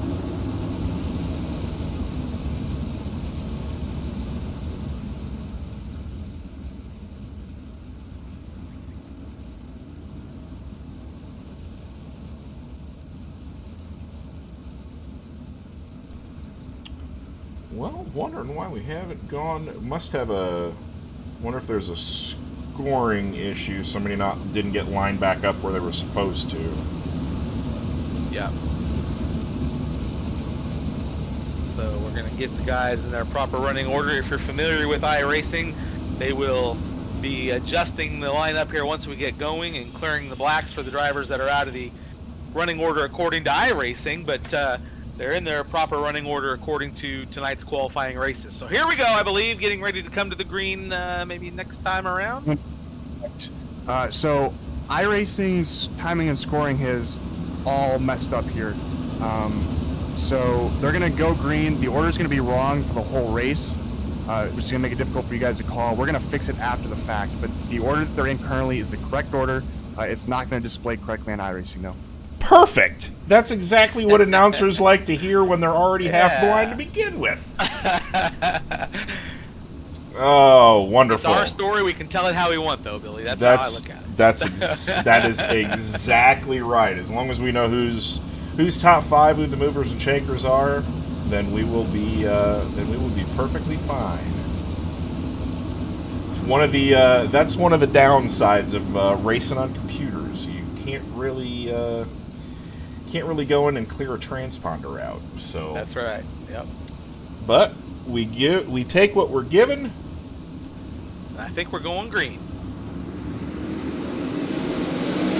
Off of turn 4, going to the green flag. Here we go. Kendall Tucker leading them down into turns 2. Here comes the 85 of Shell. Tyler Shell up on the top of the racetrack now for lap number 1. They'll come down to the stripe. And Kendall Tucker will lead the first lap as they go 3 wide from 5th on back. Tyler Shell closing in on the leader, Kendall Tucker. Those are the top 2 cars you see up on the high side of the racetrack now, down the back straightaway. Kendall Tucker, the race leader. Tyler Shell running in the 2nd spot. Weston Newell racing 3rd.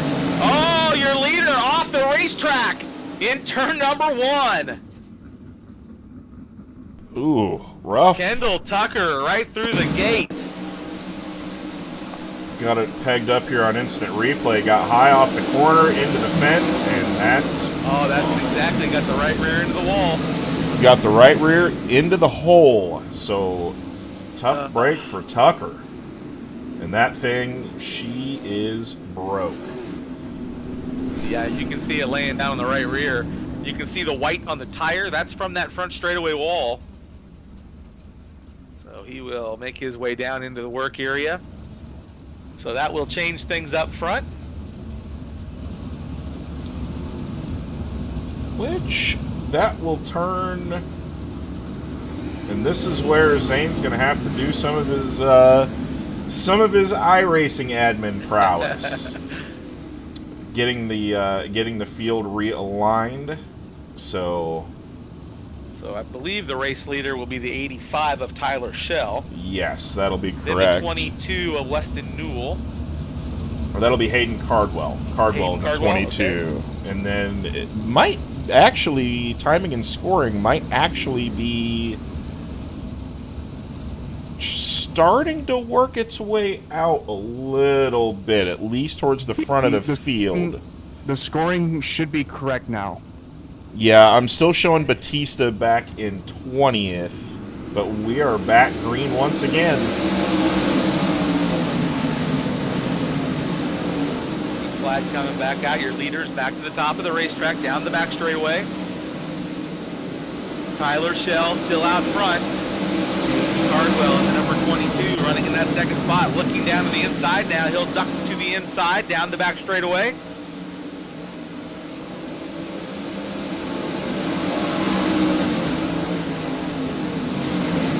Shell continues to show the way up on the top of the racetrack down the back chute. Cardwell still right there in the second spot, 2 spots back. Long ways to go in this one here as we finally get her to the green flag. It's maybe to his benefit to let it shake itself out, let the trap come in just a little bit.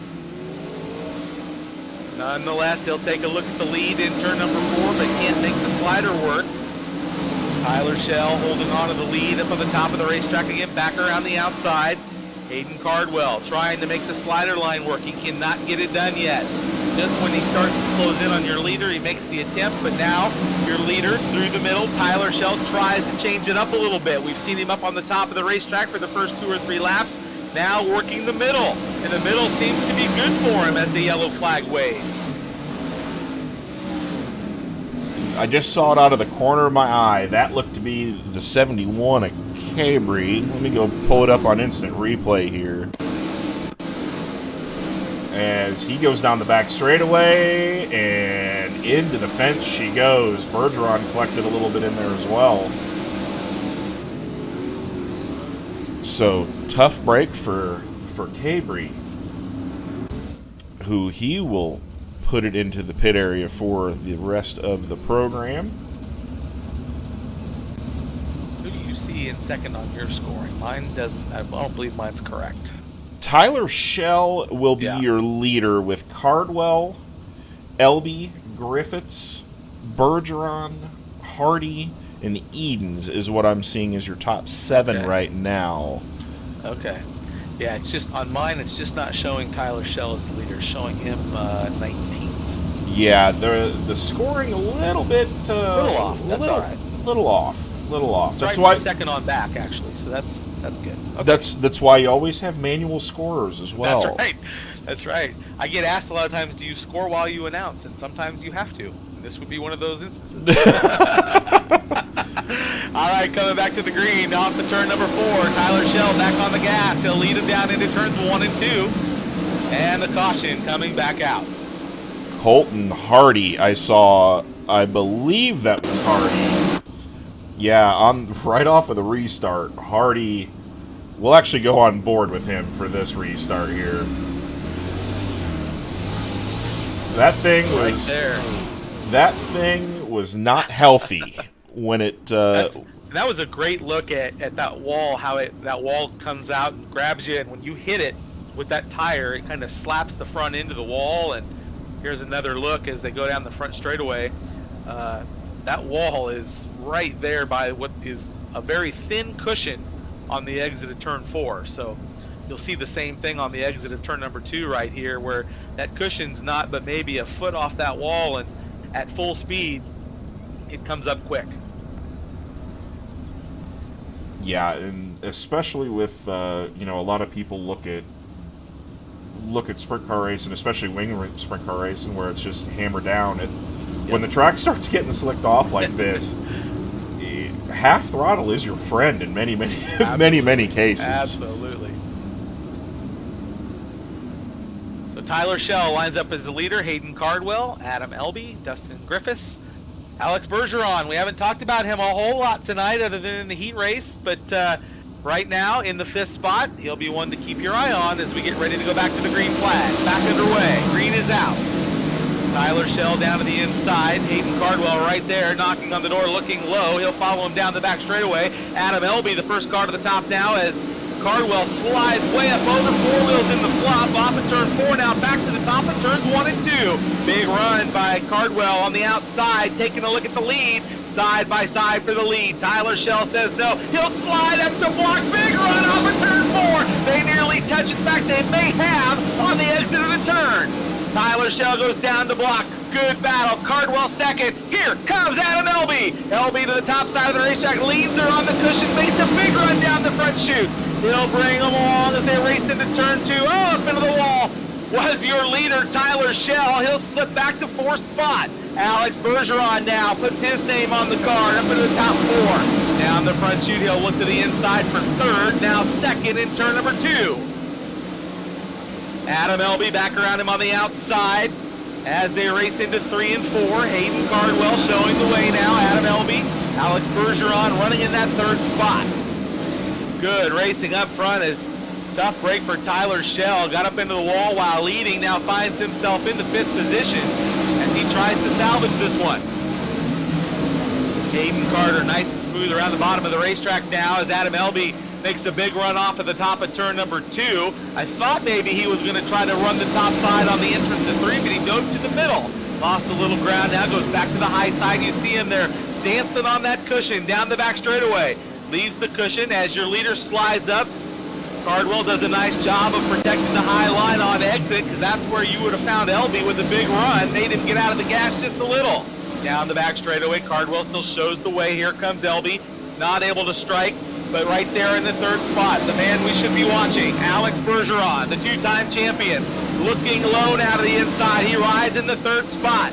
Keeps the car very straight on the exit at turn number 2. Down there, a little bit of moisture. Slides up to the cushion in turn 4. James Eden running in that 4th spot. Tyler Schell, well documented from the start of the race, finds himself 5th. Dustin Griffiths, Kevin Click, Dylan Scheibel. Then Dan Zegers into the 8th spot. And the yellow comes out. Caution on the racetrack. Yeah, and I'm trying to see that looked to be Sheridan. We'll go back and see if we can find a replay here. Michael Sheridan was in the 13th spot. Going around the outside of Dustin Hall. Scheibel gets into the corner, spins, and nowhere to go. So, tough break. Man, 3rd in points. So he will be relegated to the tail end of the field. Your championship hunt, Batista, mired back in 18th currently right now. So he's got a lot has to go right and a lot has to go very wrong for Mr. James Edens for him to lose this points title. And you can bet under caution here, he's scrolling through the running order to see where Batista is running, because big implications here tonight. Championship up for grabs as he finds himself in the 4th spot. Driver from Pocahontas, Illinois. Seen him driving some Zach Dahm midgets a time or two. So Hayden Cardwell will line up as the leader. Adam Elby, Alex Bergeron in the 3rd spot. Eden's 4th as the green flag waves. Back underway.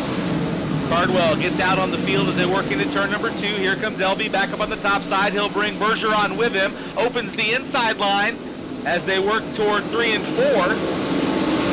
Leaving the inside open as they work down into turn number 1. Kevin Click making his march toward the front as Schell continues to try to salvage something here in tonight's feature. Back up on the top side of the racetrack. Tries to lean on the cushion on the exit of turn 4. Your leader, Hayden Cardwell, all alone on the inside line right now, unchallenged as they race down the back straightaway. Elby still holding on to 2nd. He's moving around a little bit. Tries the bottom, back to the top. With Bergeron looking on in the 3rd spot, he'll have to figure something out here soon. James Eden in the 4th position. Tyler Schell, Kevin Click. Your top 5 cars, very competitive right now. Nose to tail as they race off the turn. That's the battle for 2nd. You see right there running into the top side of turn 2. Here comes Alex Bergeron looking low. Adam Elby with company.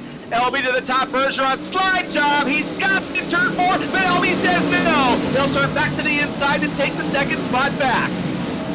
Great racing for the number 2 position. Down the back straightaway. Again, they go nose to tail into turns 3 and 4. Bergeron on the bottom, slides up the racetrack. Elby has to get off the cushion now, back to the inside. Finds the moisture on entrance, but Bergeron bangs her off the wall and takes the number 2 position. Alex Bergeron now up into the 2nd spot as Cardwell still continues to show the way. Adam Elby racing 3rd. James Eden running in that comfortable 4th position. Eden looking for the championship crown here tonight. Riding in the 4th spot. J.D. Brown closing in on him. Brown is in the 5th spot, and the caution flag waves once again.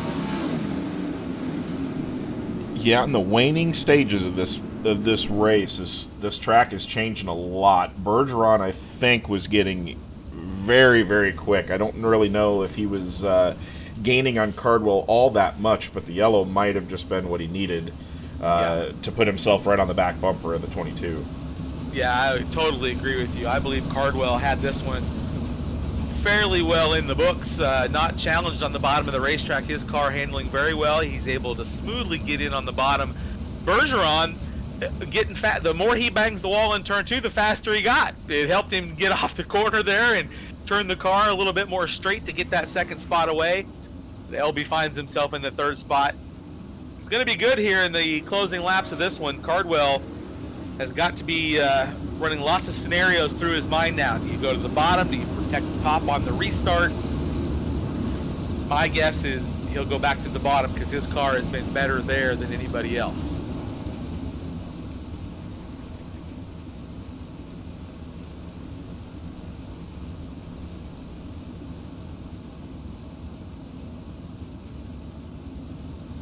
All right, getting ready to go. Cardwell went way up high, dove to the bottom, and right back to the bottom he goes in turns 1 and 2. Here comes Alex Bergeron, a huge run down the back chute. This will be the race for the lead as they make their way toward turn 4. They're nose to tail for the number 1 spot. Cardwell goes through the middle, tries to protect the inside line. Oh, he touched Bergeron, gets into him. Cardwell slides and spins the car, and the caution flag waves. Oh. Trouble in turn 2. Ooh, boy. That is... Wow. That's the definition of two guys fighting for the same bit of real estate. Bergeron got in there, but Hayden almost just left the bottom a little bit open. And we'll actually... I was surprised on entrance that he left about a car width open on the bottom there. It allowed Bergeron to get under him. Yeah, we'll go on board with Bergeron here to see what he saw. He went to the bottom and trying to stay off the throttle to keep from getting into the side of him, but Hayden was just there. That's just... Absolutely agree. Called it perfectly there. Definitely just two guys fighting for the same bit of real estate. Tough break. Wow. Tough one for Hayden Cardwell. Yeah, and those two arguably right now the best two on the service. They are 1-2 in points, only spread apart by 2 in the World of Outlaw Pro Series, and they have just gone back and forth for the first half of the season. So the second half will definitely be might have just gotten a little bit more spicy. With Cardwell, the 2020 Woo Late Model Pro Series winner on iRacing. All right, getting ready to go again. Bergeron brings the field around now. He'll come off at turn 4. Back to the green flag. Adam Elby in that second spot. James Eden's in the third position. J.D. Brown right there in the 4th spot. Scheibel and Shell. But look at Bergeron, much like we saw a couple of nights ago, he gets out front and sets the sail up high and begins to pull away from the field as they battle it out now for the second spot. Who's running second here tonight? Adam Elby in that number 2 position now as J.D. Brown moves around 4 position, put him up a spot. J.D. Brown in the 114 up on the high side of the racetrack now. That should put him into 3rd position as they race off the turn back to the high side of the racetrack in turn number 2. Alex Bergeron, Adam Elby, J.D. Brown, James Eden in the 4th spot, and Tyler Shell rounds out your top 5. Shell now trying to reel in J.D. Brown. Shell about a car width off of the top of the racetrack now. He'll be challenged down the back chute. James Eden's challenging him there. J.D. Brown, they'll swap spots. Brown went right through the middle of tight quarters, racing there in turns 1 and 2 now as they go side by side down the back straightaway. Here comes the 85 again, looking to the inside. Tyler Shell duking it out, slides up, can't make the slider work. J.D. Brown able to hold him off. Great race there for the 3rd spot. And Eden spun it into the infield. Oh. We're going back and we got it on instant replay. Eden's just caught the infield tire and into the infield she goes. Those darn tires. I have made a career out of running over infield tires. And that was coming to the checkered, and actually... So Alex Bergeron. The big winner. The big winner. We were worried about Eden spinning out there, bringing out the yellow, but it turned out that was the checkered. So my apologies on that one, as I called yellow. But Alex Bergeron, Adam Elby, J.D. Brown, Tyler Shell, Dylan Scheibel, and Mason Hannigan making a good run there. Yeah, the tropical storm. The tropical storm. He's got a good little racing career started up, so good to see him up there. AJ Job coming from the back of the field, from the 11th row up into the 7th spot, so good run for him as well. Edens falls to 9th with Adam Buchanan running in 8th. Kevin Click rounding out the top 10, and again, results are unofficial. I know a couple people in the chat. Had said something about the ticker not working. Unfortunately, with the scoring issue there, is what we ran into. So as we wait for these guys to get into the broadcast booth, it was a pretty solid race, but no big surprise for me. Alex Bergeron picking up the win. A little bit of controversy, I'm sure, there. Hayden Cardwell does fight to come back to 12th overall, as you see on your screen. And again, results unofficial, but as we'll wait for them to get into the booth. But what a night, what a way to end. What a debut for the Cedar Lake Speedway. Yeah, good race. A couple of bugs need to get worked out, but overall fantastic race. This I think, first day impressions, easily, in my opinion, one of the best tracks on the service as far as racing goes. We only ran a couple races here during the day, but these boys put on a heck of a show tonight.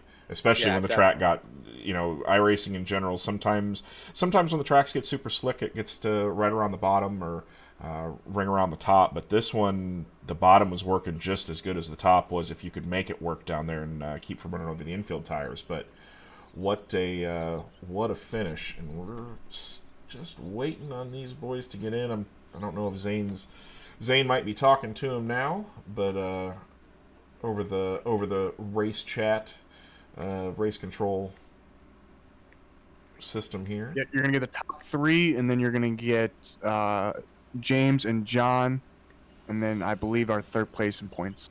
Okay. Perfect. So once these guys get into the Discord here, they will, as they take their virtual helmets off, so to speak. So, but while we're waiting on them, big thank you to even with a few of the glitches out of our control as wonderful computers work. But we do appreciate you for coming aboard tonight. That was it was a lot of fun. I hope you enjoyed it, even with a couple of the issues. For sure. So no, it was great to be a part of this tonight, and it's fun to watch these guys race. And I haven't had a chance to watch a lot of the pro guys race, so I really enjoyed that, and really enjoyed the call. And hey, that's technology for you, right? yeah, it's sometimes it goes off perfect. Sometimes That's right. sometimes it just doesn't. But you make it work. So it looks like we got a couple of these guys coming in here. We'll wait to get a few of them funneled in here. If we do, we'd like to get with Bergeron. He's your feature winner, and actually won a lot of races this year with us. He and same thing with the Pro Series. He qualifies well, starts up front, puts himself in good positions, and he's doing this thing kind of like Donnie Schatz style, where he doesn't check out and just dominate races. He's doing these wonderful things where he's just kind of lurking, and then all of a sudden, bam, it's time to go, and he just makes it work. Yeah. But actually, we'll go this route. We've got James Edens with us in the broadcast booth. A little half spinner to make it exciting at the end, but come away overall the champion. So congratulations on a phenomenal season. Thanks, man. Yeah, I just I got the left rear too much in the tire there, trying to race for that 4th or 5th there off the line. So What first impressions of Cedar Lake? What do we think? it wasn't too bad. It was interesting. There's definitely some different lines you can run. It seemed like it moved around a lot. You had guys on the bottom and the top and slider middle. It seemed like that seems pretty good. So hopefully it keeps trending that way, and we see some good races from it. Yeah, I know. I was pretty impressed. I was just sitting having a good time listening to Tony Bachoven call an iRacing race, and uh, so it was a good time for all. A couple things to fix. I think is a pretty obvious one. Hopefully we get that one very obvious one fixed before the Pro Series goes here in a few weeks potentially. But yeah, congrats on picking up the series championship. I know John and you had a pretty good battle all through the season, and thanks for racing with us. We really do appreciate it. Yeah, man. I just I didn't really expect to come run for points coming in, but I think that was probably our worst finish all season right there. So we definitely had a good season and some strong runs. So yeah, you guys put on a good series. We had some very good races and good car counts. So hopefully we see big things. Yeah, that's the plan. We'll be back with season number 2 for the DRT, and hopefully we see you back as the back as defending your championship. Oh yeah, for sure. We'll definitely come try to do that now and have some fun. It's something to do on a Wednesday night, and it helps just keep us in the rhythm for pro and everything else. Well, good luck the rest of the pro season, and we'll let you get out of here and have a good evening, bud. Yeah, thanks guys.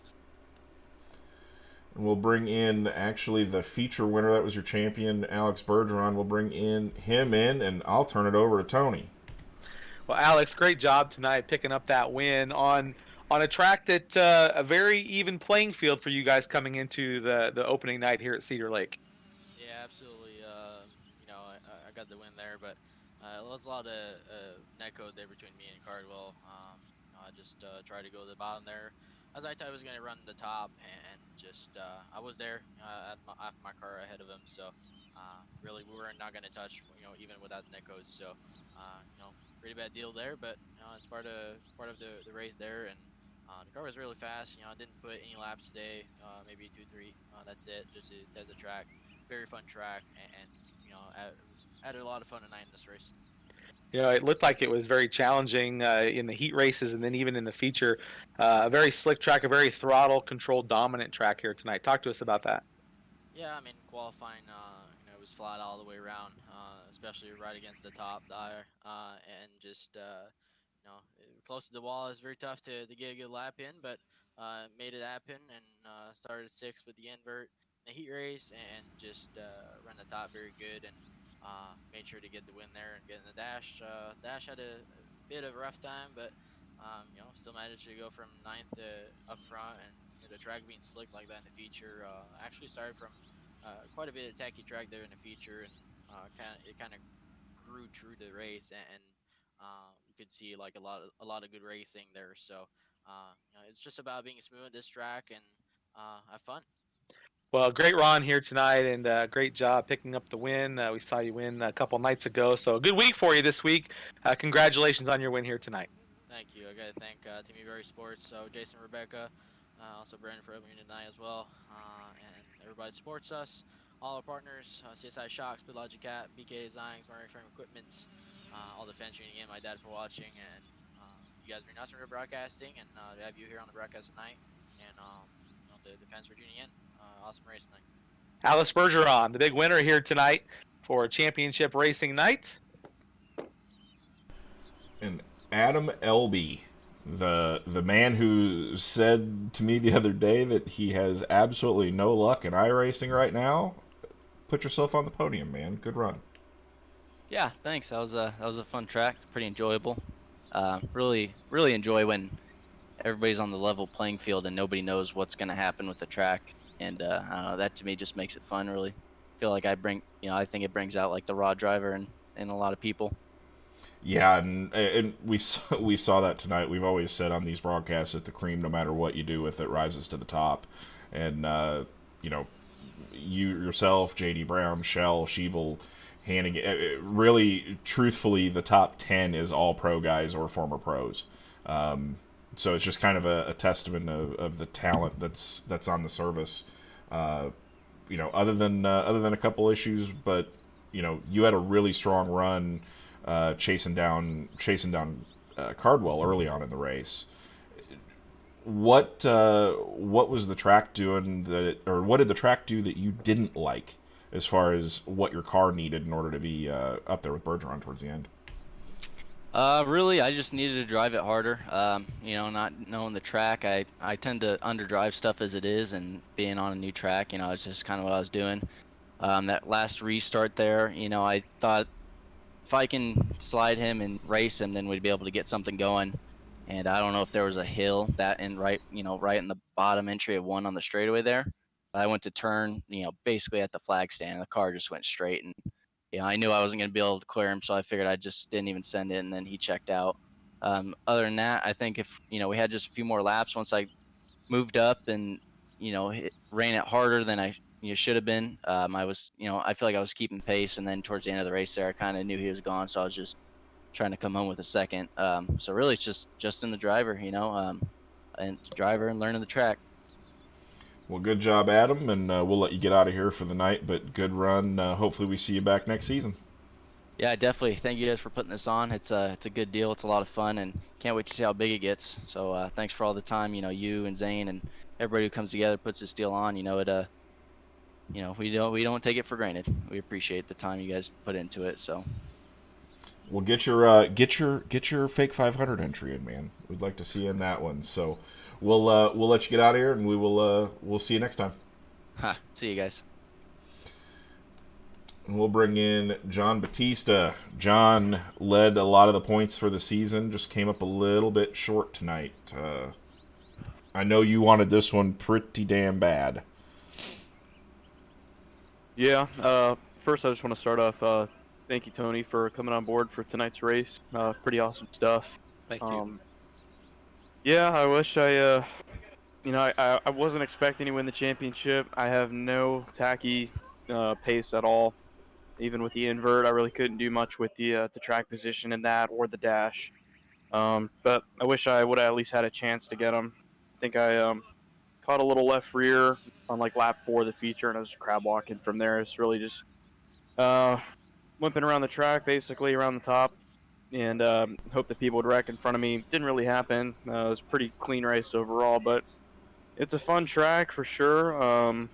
Like Adam said, it's pretty cool when a new track comes out, and we're all pretty much clueless as to how the race is going to play out there, especially with the track reset right before the dash. So the car was good. I might have been able to salvage a top 5 there, but it is what it is. Kind of the story of my season here, just trying to salvage finishes from poor qualifying and poor heat racing. You can't really win championships doing that. So, it's back to the drawing board as usual for qualifying. Maybe next season we'll improve that a little bit and make things a whole lot easier on me. But can't really hang my head low. James is a really fast guy, one of the best on the game. So. To finish second to him is pretty special to me.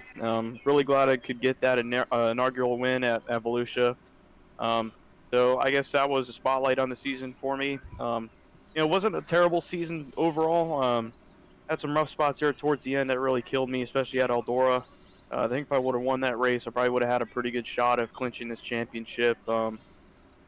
But I made a mistake there, really put me down in the hole coming into this last one. It is what it is. We'll move on to next season, but congrats to James on his inaugural championship. Well, we'll go eat some wings tomorrow and make yourself feel better, but nothing to hang your... DoorDash is being John's friend, but don't hang your head too low, man. You had a heck of a job the rest of the season. So we'll hopefully be seeing you back next year. Yeah, I'll be here. See you guys soon. John Batista in second. And your last interview of the night, Michael Sheridan, your home track. Yes. We'll call it your home track because, well, it's the only one I think Minnesota has, it seems like. But good run on third. Tell us about your season, man. I would say I was pretty happy with it. I know I didn't win races, but I was consistent. Tried to run in the top 5 as much as possible. Obviously wanted to win, but there's a lot of good guys in this league, and it's tough to get through there sometimes. But I'll take it. Yeah, that you had I mean, like you said, consistency. Consistency was key. A lot of the top 10 guys in points, were those consistent runners, and that's really what it takes to win championships. You can't really have too many bad races. Batista, said the same thing where he lacked consistency sometimes throughout the season. So, but good job on a third place finish overall in points. We hope to see you back next season. Oh, that'll be a definite. Thanks to you guys. You guys did a phenomenal job this season. It's been by far one of the best leagues out there on iRacing. Well, we do appreciate that, and hopefully we see you here in a couple weeks for the Fake 500. I'll be there. Just one quick shout out to all my teammates with Brent Marks Racing Sim Team. Those guys helped me a lot for this season, and that definitely makes a difference. And thanks to all of our sponsors as well as your guys' sponsors as well. Well, that is Michael Sheridan, your third place finisher. Zane, what a season. Yeah, what a season.